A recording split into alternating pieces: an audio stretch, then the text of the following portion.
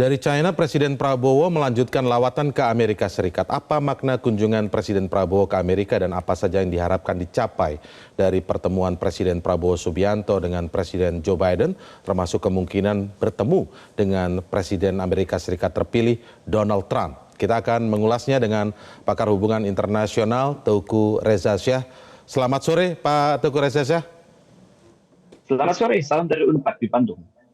Baik, Pak Teuku Reza Shah, saya ingin tahu analisis Anda secara strategis lawatan dari Presiden Prabowo Subianto ke Cina dulu, baru kemudian ke Amerika. Terima kasih.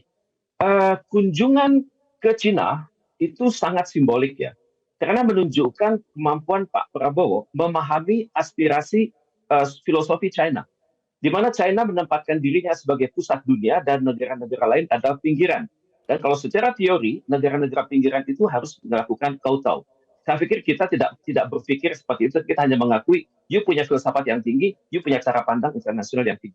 Pada saat yang sama, kunjungan tersebut menunjukkan bahwa Indonesia mengakui adanya peranan yang lebih tinggi dari tahun ke tahun bagi China pada level bukan hanya pada level bilateral, tapi juga pada level geopolitik, geoekonomi, dan geososial budaya. Seperti kita ketahui bersama, hubungan Cina dengan ASEAN itu sudah sangat tinggi. Kemudian juga pada saat yang sama, kunjungan ke Cina tersebut adalah kunjungan kedua dalam 1 tahun. Presiden Prabowo berkunjung ke China sebelum beliau dilantik sebagai presiden, dan kunjungan selanjutnya adalah minggu lalu ketika beliau sudah dilantik. Bagi China ini merupakan suatu penghargaan yang sangat tinggi karena secara psikologi Indonesia dianggap mengakui keunggulan China. Tapi bagi Indonesia semua negara itu sama, Amerika Serikat dan China itu sama-sama dihargai, dan dengan kita melamar menjadi anggota BRICS, menempatkan Indonesia benar-benar pada titik tengah antara Indonesia Amerika, Indonesia China, Indonesia Rusia, Indonesia Jepang, dan juga Indonesia Uni Eropa. Jadi berdasarkan hasil kunjungan ke China tersebut yang nantinya ditunjukkan dengan sebuah bukti, yakni joint statement between the People's Republic of China and the Republic of Indonesia on advancing the comprehensive strategic partnership and the China-Indonesia community with a shared future, yang ada 14 items, tentunya akan juga dikonsultasikan kepada Amerika Serikat, di mana tidak mustahil Amerika Serikat akan tertantang untuk bekerja lebih lanjut, untuk menunjukkan produktivitas lebih lanjut yang lebih baik daripada China. Kita lihat ada titik-titik temu, misalnya hari ini Pak Prabowo sudah bertemu dengan Yusindo. Yusindo ini lembaga yang sangat kompeten dan bisa mendekatkan Bapak Prabowo Subianto dengan multinational corporation Amerika Serikat seperti Freeport, Exxon, Mobil, Chevron, GE, kemudian Boeing dan Georgetown. Ini adalah perusahaan-perusahaan besar. Kemudian pada saat yang sama, Presiden Prabowo juga akan bertemu dengan Presiden Joe Biden di Gedung Putih, dan diperkirakan juga akan bertemu dengan Presiden terpilih Donald Trump.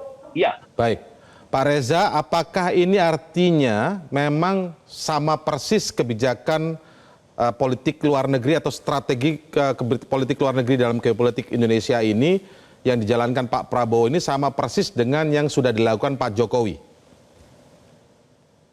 Secara prinsip sama, yakni kebijakan luar negeri bebas dan aktif. Tapi secara operasional, secara strategis, dan ini berbeda. Karena kita berhadapan dengan seorang presiden yang outward looking, yang sudah yakin keadaan dalam negerinya aman, baik, tentram, dan untuk itu bisa mengorkestrasi kegiatan-kegiatan internasional. Dan pola ini adalah sama dengan cara berpikir Donald Trump.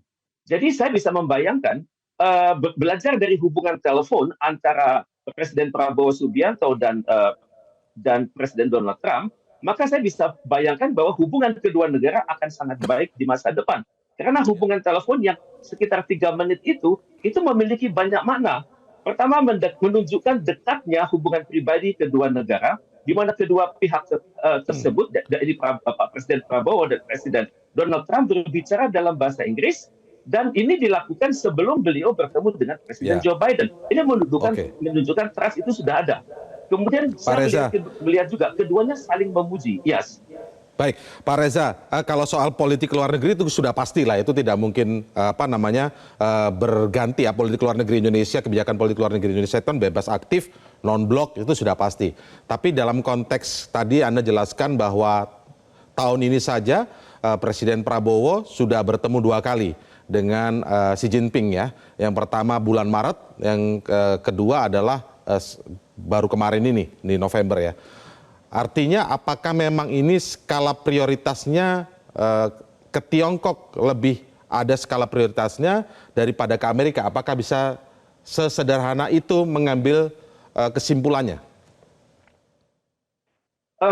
Ini hubungan internasional itu sangat kompleks ya. Kita berbicara dengan aspek-aspek kewilayahan, berbicara dengan aspek-aspek psikologi, bicara aspek-aspek strategi dan juga aspek potensi konflik di masa depan. Jadi dengan langsung datang ke China, itu menunjukkan pengakuan bahwa China itu memang hebat, China itu memang dahsyat. Tapi tidak berarti China itu di atas Amerika Serikat, karena Amerika Serikat memiliki banyak sekali soft power yang berbeda dengan China. Dan kedua, kita saat ini menghadapi banyak potensi konflik dengan China yang barangkali dicoba diselesaikan lebih awal oleh Pak Prabowo. Misalnya dengan melakukan perjanjian, dengan menandatangani sebuah kesepakatan hari Sabtu lalu dengan China. Dan dari kesepakatan tersebut akan terbuka ruang-ruang kerjasama yang luar biasa antara kedua negara. Jadi dengan berada pada posisi yang menjanjikan seperti ini, tentunya China akan berpikir panjang sebelum melakukan aksi-aksi yang berpotensi merugikan Indonesia di kelak kemudian hari. Misalnya potensi krisis itu bisa di level bilateral, bisa di level ASEAN, dan juga bisa di level Indo-Pasifik, di mana China hingga saat ini belum berkesetujuan dengan ASEAN bagaimana menanggapi yang namanya the second reading dari Code of Conduct tersebut. Jadi dengan Baik, China itu Pak Reza, banyak sekali potensi. ya. Ya. Oke, baik. Maaf saya potong Pak Reza ya. Pak Reza, kalau kita lihat kemarin kunjungan Presiden Prabowo ke Cina, ada hasil komitmen investasi hingga ratusan triliun rupiah begitu ya. Nah di Amerika memang sudah bertemu dengan Yusindo. Mungkin saja akan terbuka kemungkinan juga komitmen investasi. Tapi yang ingin saya tanyakan begini Pak Reza Shah. Kita mengenal Donald J. Trump ini memiliki kebijakan yang bahkan ada motonya America First, ya kan? Dan kebijakannya dikenal dengan proteksionisme. Kita tahu ada kebijakan Trump juga yang akan menerapkan tarif impor menyeluruh untuk barang-barang dari Tiongkok atau dari Cina yang masuk ke Amerika akan dibebankan 60 hingga 100% tambahannya. Lalu kemudian dari negara lain termasuk Indonesia itu 10 sampai 20%. Kalau kita melihat data dari UN Trade Database ya, komoditas ekspor unggulan Indonesia ke Amerika itu kan salah satunya adalah mesin, peralatan listrik, garmen, lemak, minyak hewan nabati yang pada tahun 2022 total nilai ekspornya 28,2 miliar, 2023 turun menjadi 23,3 miliar. Kalau ada tambahan 20% katakanlah seperti itu, maka bisa akan berpengaruh pada komoditas ekspor kita ke Amerika dan ini berdampak pada industri dalam negeri Indonesia. Kalau kelihatan sekarang lebih prioritas kepada Tiongkok, bagaimana dampaknya ketika Amerika merasa terabaikan tanda kutip? Baik. Dalam berhubungan dengan Tiongkok, kita menggunakan pendekatan budaya politik ala Tiongkok. Hasilnya sudah bagus. Sedangkan dengan Amerika Serikat, kita juga menggunakan pendekatan budaya politik ala Amerika Serikat. Apa yang diharapkan oleh Amerika Serikat itu? Pertama adalah transparansi. Kedua, efisiensi, effectiveness. Keempat adalah good governance. Kelima, good corporate governance. Keenam adalah pemerintahan yang berdasarkan hukum. Ketujuh adalah meritokrasi. Jadi kalau kita bisa menunjukkan kepada Amerika bahwa tanpa Anda minta pun kami sudah melakukan berbagai kebijakan-kebijakan dalam negeri yang tidak memberikan diskriminasi atas produk-produk Anda, mari kita bisa berdialog lebih lanjut. Dan untung kita sudah memiliki data-data dari Indonesia Cina. Bahkan lebih jauh lagi ada Indonesia Singapura, Indonesia Hong Kong, dan Indonesia Jepang. Dan untuk itu kalau kita terbuka dengan Amerika dan berbicara sesuai dengan standar yang dia pakai, dan saya yakin dia akan memperlakukan Indonesia secara terhormat. Donald Trump dalam saya perhatikan 10 tahun terakhir tidak pernah menggunakan kata-kata yang menjelek-jelekan Indonesia. Misalnya, kalau berbicara dengan China, Donald Trump pernah menggunakan suatu kata yang sangat mengkhawatirkan China. Pertama, they have eaten our lunch. Jadi makan siang kita sudah disikat China. Dan Trump juga sudah mengatakan ada banyak state di Amerika Serikat yang gulung tikar karena produk-produk unggulan mereka kalah oleh China. Ya. Misalnya Wyoming, kemudian North Carolina. Kepada Indonesia tidak pernah digunakan kata-kata tersebut. Jadi produk-produk yang kita jual kepada Amerika itu sudah sesuai dengan hukum internasional, sudah Baik, sesuai Pak dengan Reza. aturan-aturan WTO. Siap. Baik, Pak Reza, sekarang saya bergeser sedikit lagi ya, sebagai pertanyaan terakhir ke soal Tiongkok ini, Pak. Kita beberapa kali dalam beberapa tahun terakhir ini dikenal cukup punya hubungan baik dan dekat lah dengan Tiongkok atau Cina ya. Tetapi apakah kedekatan-kedekatan ini nanti bisa berwujud dalam soal atau permasalahan beririsannya antara Nine Dash Line yang diklaim Tiongkok selama ini dengan zona ekonomi eksklusif Indonesia di Natuna Utara, karena Indonesia berpegangan pada UNCLOS sementara Tiongkok Cina tidak pernah mengakui itu. Apakah masalah ini akan dengan kedekatan ini satu saat bisa akan selesai atau ini akan terus menjadi persoalan yang tidak ada solusinya?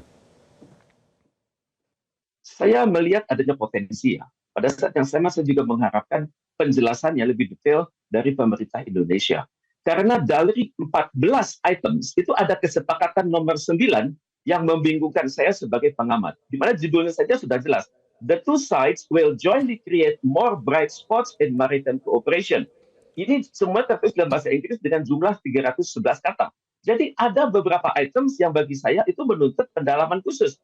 Misalnya ada kata bright spots. Bright spots itu tidak kita kenal selama ini. Yang kita kenal adalah hot spots. Hot spots itu adalah titik-titik yang dibuat oleh China yang bertentangan dengan prinsip-prinsip United Nations Convention on the Law of the Sea. Jadi dalam items pertama dari bright spots tersebut dimintakan bahwa Indonesia dan China sama-sama bekerja sama untuk mengubah hotspot itu menjadi bright spot. Baik, Jadi Pak Reza. dalam hal ini saya melihat kita dibujuk oleh China untuk memulihkan nama baik dia. Jadi masih banyak items-items yang bagi saya menuntut pendalaman lebih lanjut. Baik, kita tunggu nanti seperti apa, tapi luar biasa Presiden Prabowo Subianto dalam beberapa waktu terakhir ini sudah melakukan berbagai kunjungan signifikan ya ke luar negeri, baik ke Cina maupun ke Amerika Serikat, dan rencananya nanti ada beberapa agenda seperti KTT APEC dan G20. Kita akan lihat nanti hasil seperti apa yang bisa bermanfaat bagi tentu saja negara kita. Terima kasih Pak Teguh Reza, pakar hubungan internasional. Selamat sore.